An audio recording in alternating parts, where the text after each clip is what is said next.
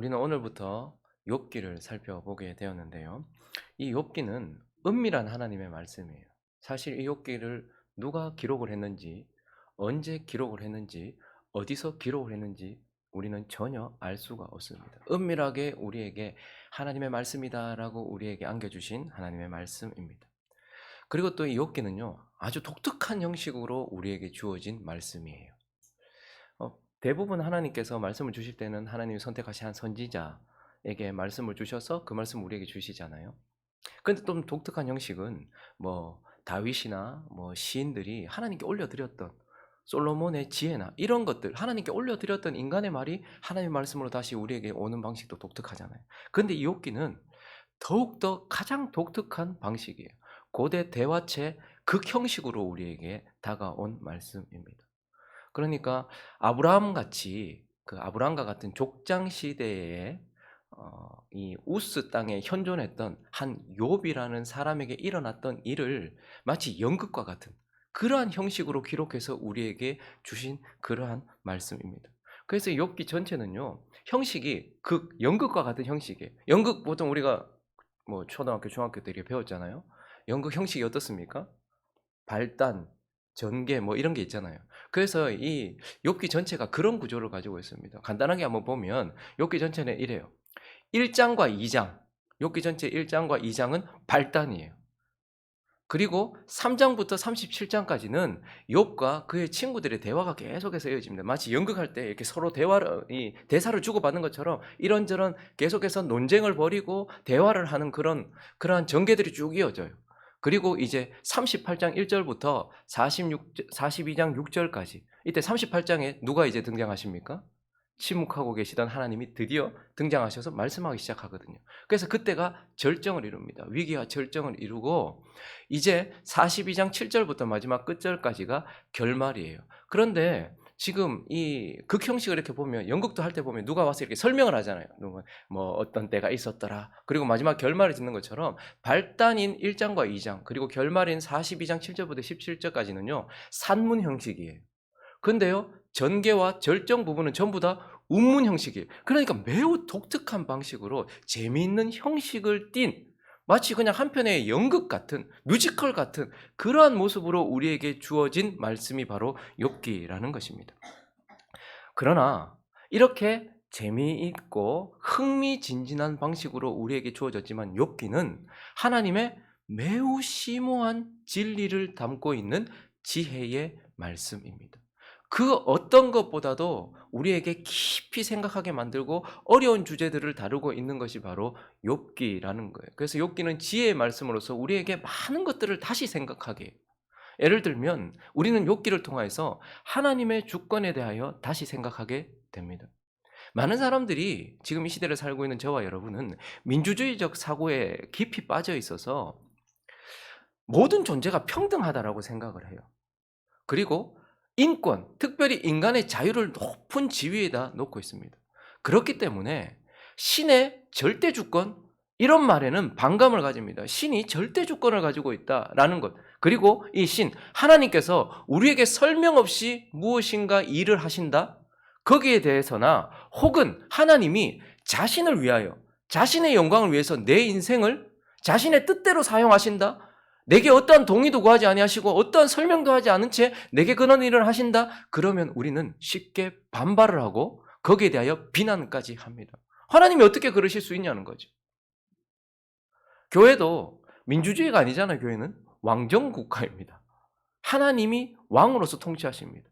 그런데 내가 이해가 되지 않거나 내게 설명 없이 뭔가 교회에서 일이 진행된다. 교회는 지도자가 세워져 있음에도 불구하고 그렇게 했을 때는 대부분의 사람들이 아이고 하고 순종하고 받아들여 봅니까? 아니면 반발부터 합니까? 우리는 너무 깊이 민주주의적 사고방식에 들어가 있어서 하나님께서 이 욥기 1장에도 보면 사단과의 대화를 통해서 하나님이 자신의 영광을 위하여서 무엇인가 일을 할 때 이 뭐 하는 짓이냐라고까지 생각을 해요. 내 인생을 놓고서 왜 하나님께서 지금 이런 내기 도박 같은 행동을 하시지? 라고 우리는 반발을 한단 말입니다. 그러나 우리는 이 욥기를 보면서 이제 하나님의 주권에 대하여서 다시 한번 생각하게 될 것입니다. 그리고 우리는 이 욥기를 통하여서 규범적인 지혜에 대해서도 다시 한번 생각해 보게 될 겁니다. 하나님은 우리에게 규범적인 지혜들을 가르쳐 주십니다. 규범적인 지혜란 무엇이냐면 하나님이 피조 세상과 영적인 세상과 저와 여러분을 다스리시는 일반적인 법칙을 말하는 거예요. 일반적인 통상적인 어떤 원리들을 말하는 거예요. 그래서 예를 들면 봄이 가면 여름이 오는 것. 이건 하나님께서 그렇게 정해놓은 법칙인 것입니다. 그리고 물이 높은 곳에서 낮은 곳으로 흐르는 것. 이건 왜 그러냐고 따질 수 있는 것이 아니라 하나님이 그렇게 창조를 하셨고 하나님이 그렇게 디자인을 하셨다라는 것이죠. 영적인 부분에서도 마찬가지죠. 우리에게 하나님께서 일반적인 통상적인 통치 원리는 무엇이죠? 그분의 법칙은 만약에 죄를 범하면 고통이 찾아오고 심판이 온다라는 거예요. 페널티가 있는 것이죠. 그런데 하나님의 말씀에 순종하면 어떻습니까?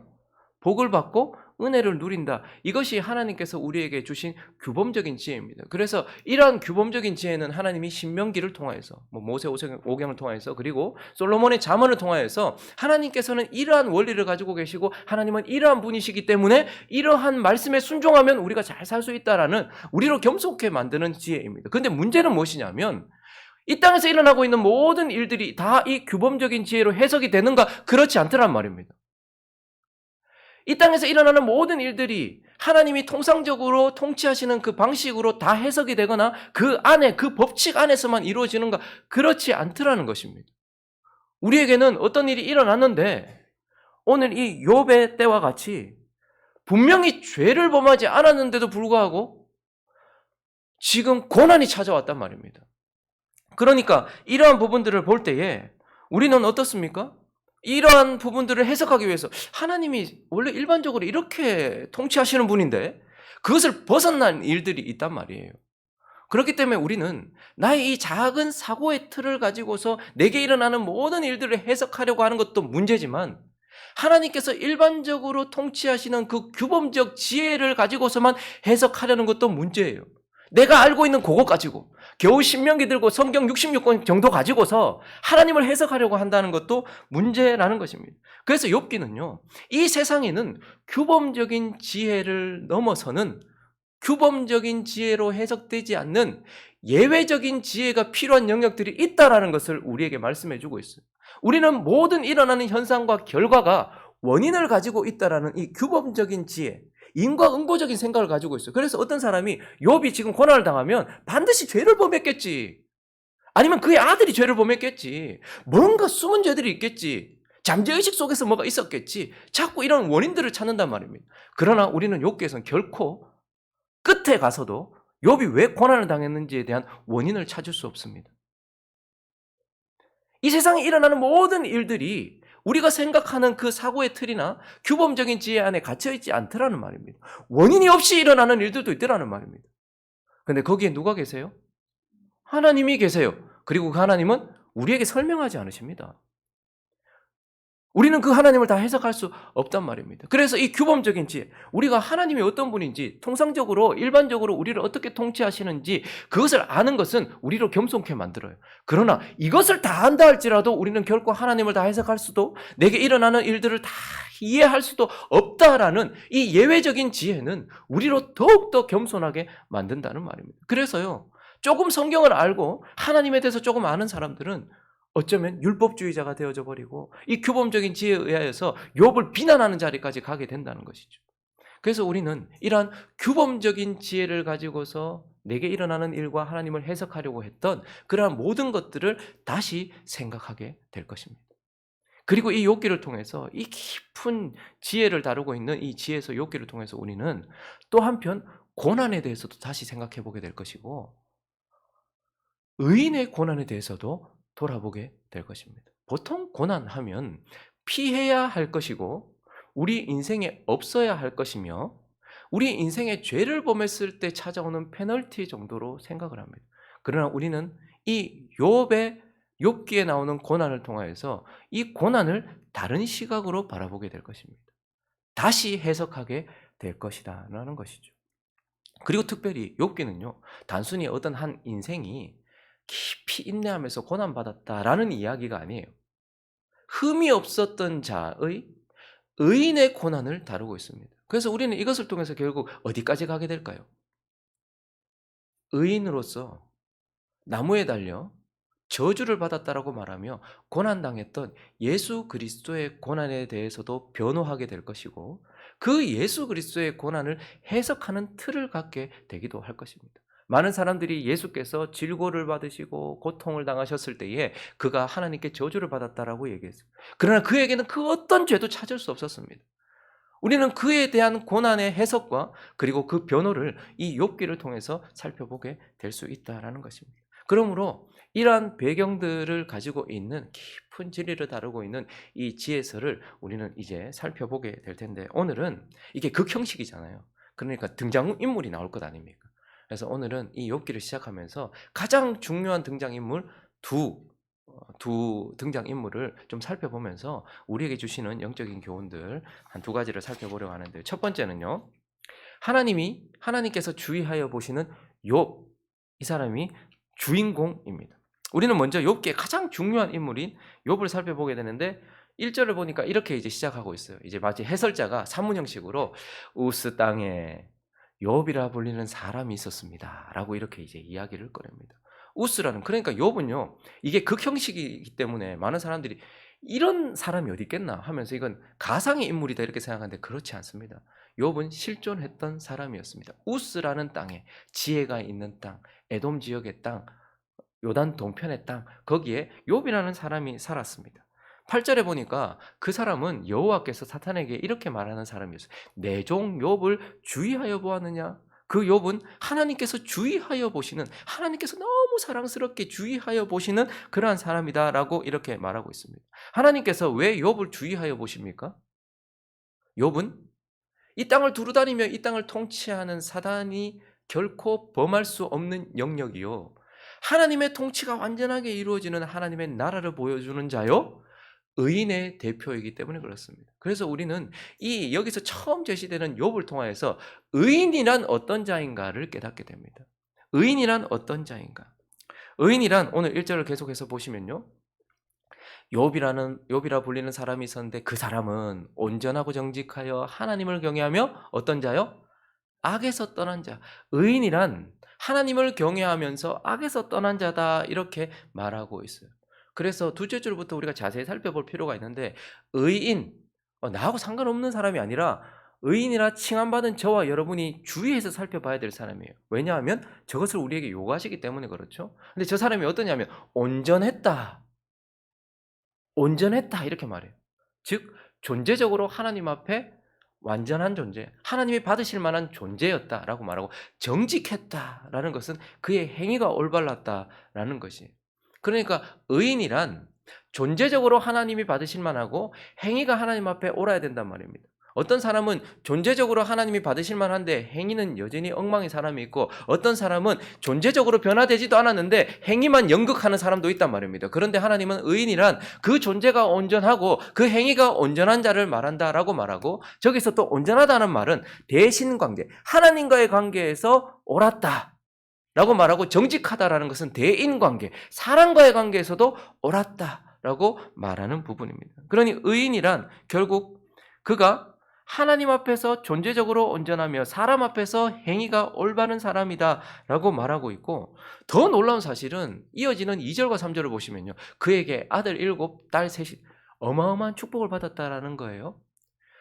소유물은요, 양이 7천, 낙타가 3천, 소가 500, 암나귀가 500, 종도 많았다. 동방 사람 중에 가장 훌륭했다. 저기서 훌륭했다는 건 인품을 말하는 것이 아니고 경제적인 수준을 말하는 거예요.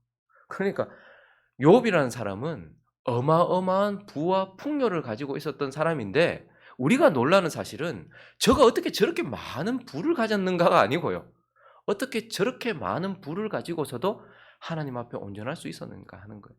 그래서 온전한 자란, 의인이란 이 부요와 풍요 속에서도 하나님을 경외하면서 악에서 떠난 자예요.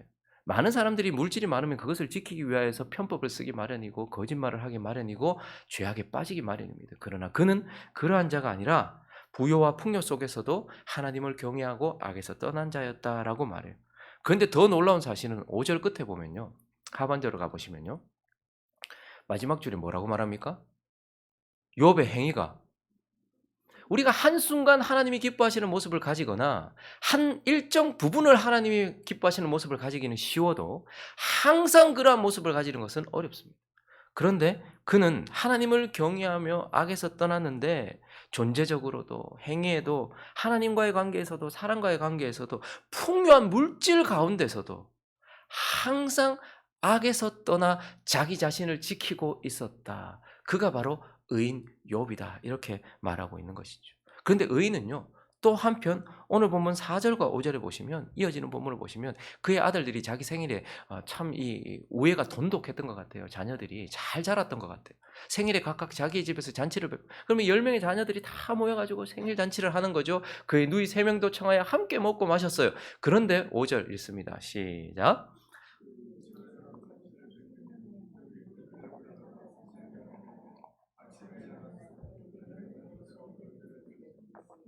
이는 욥이 말하기를 혹시 내 아들들이 죄를 범하여 마음으로 하나님을 욕되게 하였을까 함이라. 욥의 행위가 항상이라.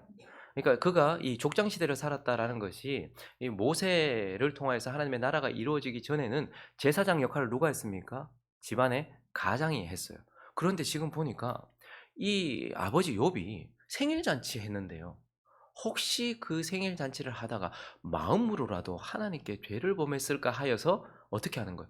번제를 드리면서 그들을 지키고 있는 것을 보게.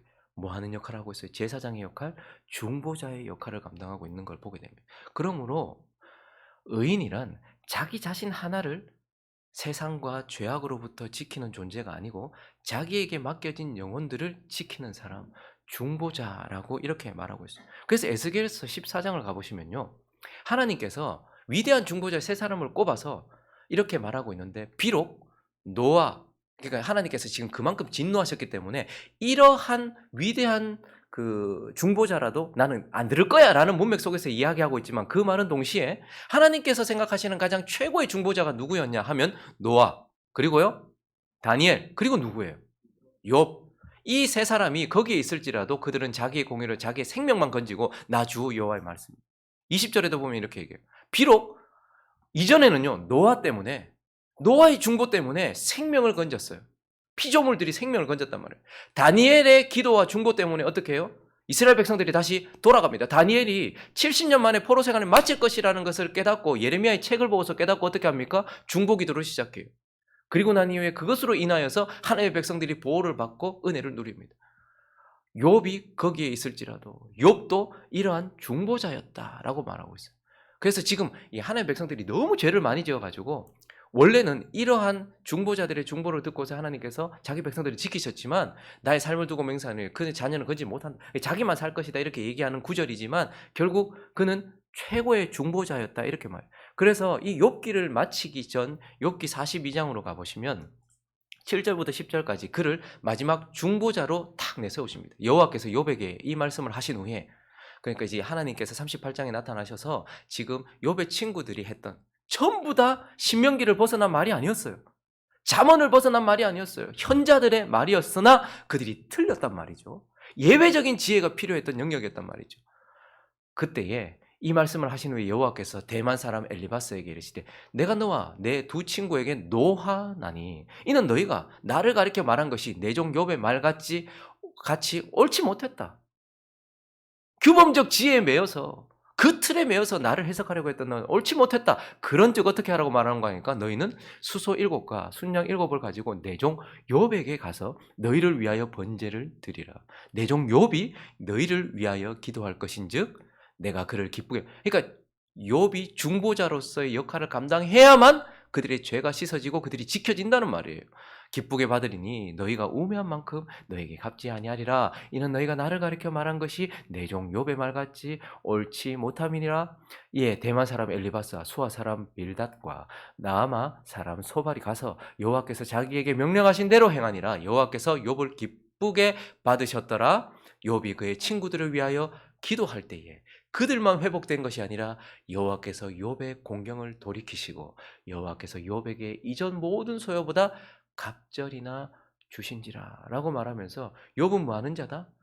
자기를 지키는 자를 넘어섰어요. 중보자였습니다.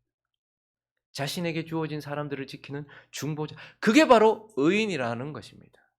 그리고 또 한 가지 의인을 하나님께서는 오늘 이렇게 말씀하시는데 욥을 통하여서 이어지는 8절을 보시면요.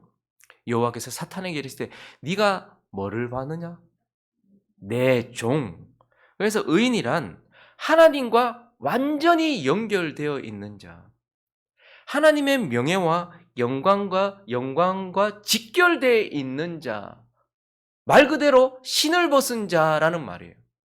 욥은 자신의 자존심이나 자신의 어떠함을 드러내는 자가 아니고 하나님과 직결되어서 지금 욥은요 처음부터 끝까지 우리는 지금 이 극형식으로 이제 마치 관람하듯이 이렇게 욥의 인생을 보니까 그런데 하늘에서 일어난 일들이 계속해서 욥의 인생 가운데 일어나고 있거든요. 그러니까 욥은 한 번도 설명을 들은 적이 없어요. 왜 내 인생에 이런 일이 일어나는지를 한 번도 설명을 들은 적이 없어요. 그리고 이것을 보고 있는 저와 여러분은 욥기가 끝나더라도 그 원인을 다 찾을 수 없습니다. 그럼에도 불구하고 욥은 어떻습니까? 자신이 무너지든 높아지든 자신이 건강하든 병들든 하나님의 영광을 위해서만 쓰임 받는 거예요. 그렇기 때문에 의인이란 하나님의 영광과 직결되고 하나님께 직결되어서 하나님의 뜻을 위해서만 드려진 인생을 말하는 것입니다. 말 그대로 종인 거예요. 말 그대로 나와 상관없이 오직 하나님만을 위해서 존재하는 자다. 이게 바로 의인이다라고 말씀하시는 거예요. 그러니까 의인을 정리해보면 의인이란 결국 자기 자신을 정결하게 지키는 사람은 의인이라고 이야기하고 또한 자기에게 주어진 사람들을 위하여 중보하며 그들을 지키는 자가 의인이라고 말하고 하나님을 위하여서 존재하면서 하나님의 영광과 명예를 지키는 자를 의인이라고 하면서 결국 의인이란 예수 그리스도와 같은 자를 말하는 거예요. 예수 그리스도의 길을 걸어가는 자, 예수 그리스도의 제자라고 말씀하고 계시는 것입니다. 왜 하나님께서 이 욥기를 시작하시면서 이 욥을 우리에게 먼저 제시하실까요? 저와 여러분이 의인이라 칭함을 받고 있기 때문에 그렇습니다.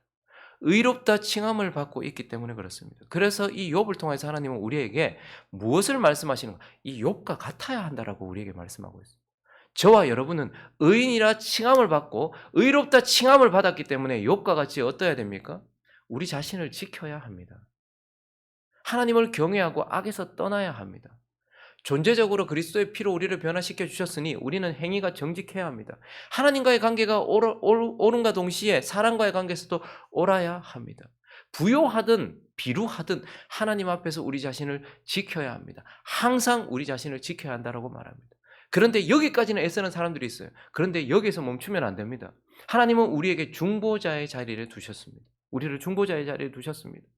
내 주변에 있는 자들을 지키는 자여야 한다는 말입니다.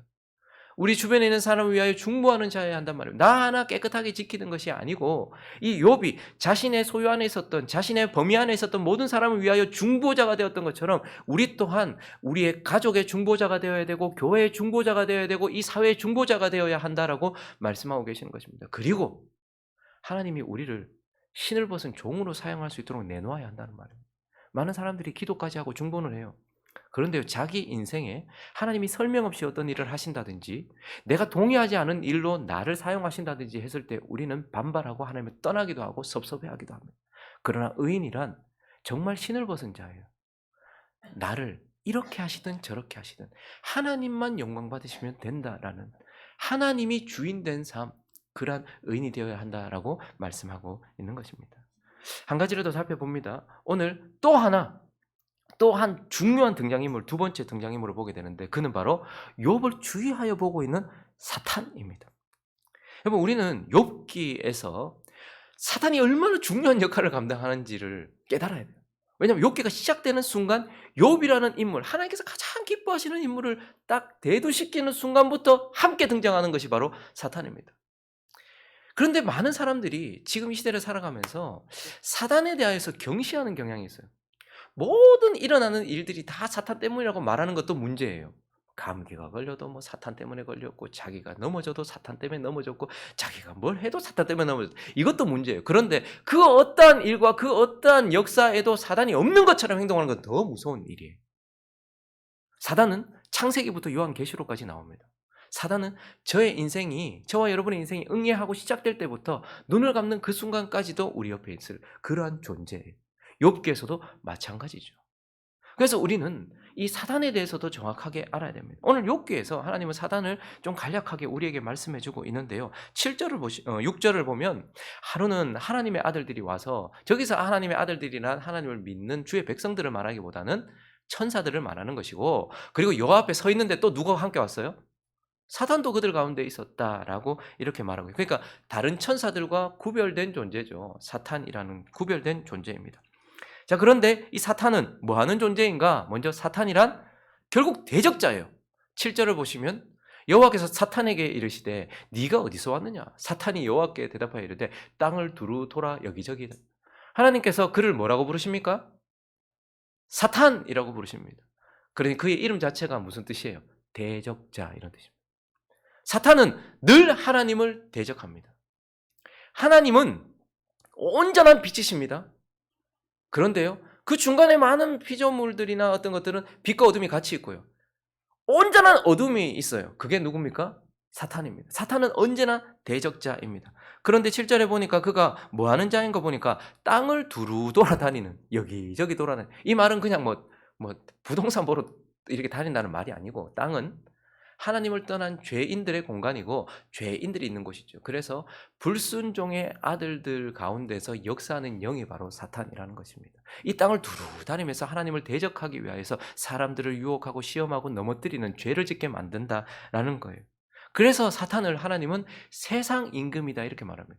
이 말은 하늘은 하나님이 다스리시고 이 죄악 많은 세상은 사탄이 다스린다는 말이 아니라 불순종의 아들들 가운데 역사하고 있는 임금이라는 말이에요. 공중권세를 잡고 있는 자라는 말이에요. 그런 뜻이죠. 그래서 사탄은 하나님을 대적하여 불순종의 아들들 가운데 역사하는 공중권세 잡은 이 세상 임금이다라고 이렇게 말하고 있고, 무엇보다도 사탄은요, 또한 하나님의 백성들을 주의하여 보고 있는 자다 이렇게 말하고 있어요. 8절을 다시 보시면 여호와께서 사탄에게 네가 내 종 욥을 주의하여 봤냐? 이렇게 물었어요. 난 못 봤는데요? 나는 불순종의 아들들 가운데만 역사하는데요? 이렇게 말하지 않아요. 그에 대해서 온전하고 정직하지 않더냐? 네가 이 세상 전부를 통치하는 것 같지? 악이 전부를 통치하는 것 같지? 세상에 죄악이 가능한 것 같지? 그러나 땅에도 내 나라가 있어. 나의 통치가 완벽하게 실현되고 있는 하나님의 나라, 의인이 있어 라고 이렇게 말했을 때에 그가 모르지 않아요. 9절에 보니까 사탄이 여호와께 대답하되 욥을 봤어. 주의하여 봤어. 까닭없이 그렇게 하겠습니까? 라고 말하면서 사탄도 뭐 하고 있는 거예요? 불순종의 아들들 가운데만 역사하는 것이 아니고 하나님의 백성들을 어떻게 해요? 하나님처럼 주의하여서, 물론 의도는 다르지만 주의하여서 바라보고 있다라는 거예요. 왜 사탄은 우리를 주의하여서 바라볼까요? 욥을 주의하여서 바라보았을까요? 크게 나누면 딱 두 가지입니다. 하나는 결함을 찾기 위해서요. 결함을 찾아서 뭐 하려고요? 흠을 찾아서 뭐 하려고요? 정죄하려고. 계속해서 정죄하려고. 그래서요, 사탄은 하나님의 백성들을 주의해서 봐요. 그러면서 이 옛사람의 성품과 사단을 닮은 모습이 있잖아요. 우리가 옛 애인이 사단이잖아요. 우리가 그리스도로 인하여서 그의 신부가 되기 전에 우리는 사탄의 그 신부였잖아요. 그리고 우리 옛사람들은 사탄의 자식과 같잖아요. 그러니까 사탄은요, 우리를 보면서 빼앗겼지만 우리를 보면서 자신을 닮은 모습이 있는가 그걸 주위에서 보면서 그것을 보면 너무너무 기뻐하면서 하나님을 힐난합니다. 아이고 피로 구원했다더니, 하나님의 아들로 피로 구원했다더니 저 보십시오, 내가 똑같은 모습이 저기 있지 않습니까? 하나님을 힐난하고, 그리고 흠이 보이면 저와 여러분은 어떻게 할까요? 계속해서 정죄해요. 네가 그래가지고 무슨 목사라고, 네가 그래가지고 뭐 성도 웃기고 있네, 정죄하기 위해서 그렇게 우리를 주의해서 본단 말입니다. 그래서 결함을 찾기 위해서 본단 말이죠. 그러나 또 하나는요, 결점을 찾기 위해서도 보지만 약점을 찾기 위해서도 봐요. 사단은 우리 속을 모릅니다. 그러나 수천 년 동안 우리를 봐왔기 때문에 우리를 너무너무 잘 알겠죠. 관찰해야 한단 말입니다. 그래서 어떤 사람은 여기 약하고 어떤 사람은 저기 약하다는 걸 알아요. 왜? 약점을 찾아요. 결점을 찾아서 우리를 정죄하기도 하지만 약점을 찾아서 우리를 어떻게 하려고요? 결국 넘어뜨려서 괴롭게 하려고. 사단은 우리를 유혹하고 시험해서 넘어뜨려서 우리를 지옥으로 보낼 수 없다는 걸 알아요. 그렇지만 뭐 하는 것입니까? 끝까지 발악을 해서 결국은 우리를 넘어뜨려서 최대한 이 땅 가운데서 고통스럽게 하려고 하는 거예요. 우리를 넘어뜨려서 고통스럽게 하려고. 그렇게 하기 위하여서. 그리고요, 우리를 가치 없게 만들려고 그렇게 해요. 여러분, 우리가 죄로 넘어진다고 해서 지옥 가겠습니까? 그리스도의 피로 구원받고 우리 안에 성령이 살아계신데 넘어졌다고 해서 지옥 가겠습니까? 사단은 그거 몰라서 우리 넘어뜨리려고. 쟤네들은 이제 틀렸어. 쟤네들은 그냥 내버려 두고 그렇게 하지 않은 이유가 뭐죠? 그들은 우리를 지옥까지 끌고 갈 수는 없으나 그들은 이 땅에서 우리가 하나님 앞에 정말 가치 없는 인생으로 만들 수 있어요. 정말 목회를 잘하셨던 목사님이 어느 순간 갑자기 어떤 여자에게 빠져서 넘어집니다. 하나님은 그를 회복시키시겠죠. 그러나 그는 더 이상 다시는 설교단에 서서 설교할 수 없는 인생이 됩니다. 하나님께서 참 아름답게 사용하셨던 사람들이 있어요. 그런데 어느 순간 넘어집니다. 약점이 사단에게 발각이 되었고 그것에 의해 넘어졌을 때 그는 지옥까지 끌려가지는 않겠지만 그러나 비루한 인상이 되어서 다시는 하나님께 영광을 올려드릴 수 없는 상태가 되어지기도 한다는 거죠. 그래서 사단은요, 약점과 결점을 찾아서 우리를 괴롭게 만들고 하나님을 신란하기 위해서 우리를 주의하여 지켜보고 있어요. 여러분, 사실 어떤 한 사람이 사람이라도 대놓고 우리를 딱 타겟 삼아서 사기치려고 하면 여러분, 우리가 피할 재간이 있을까요? 전부 다 자기 똑똑한 줄 알거든요. 근데요, 아이고야, 사기를 당하네요. 사단이 우리를 딱 타겟을 삼아서 우리를 늘 결점과 약점을 찾아서 이렇게 하고 있다는 것, 우리는 그걸 주의해야 돼요. 사단은 그런 존재라고 말합니다. 그런데 하나님이 이 사단에 대해 말씀하시면서 오늘 본문을 마무리하시기 전에 한마디를 더 하십니다. 그런데 사단은 11절과 12절 한번 읽어주시겠습니까? 시작.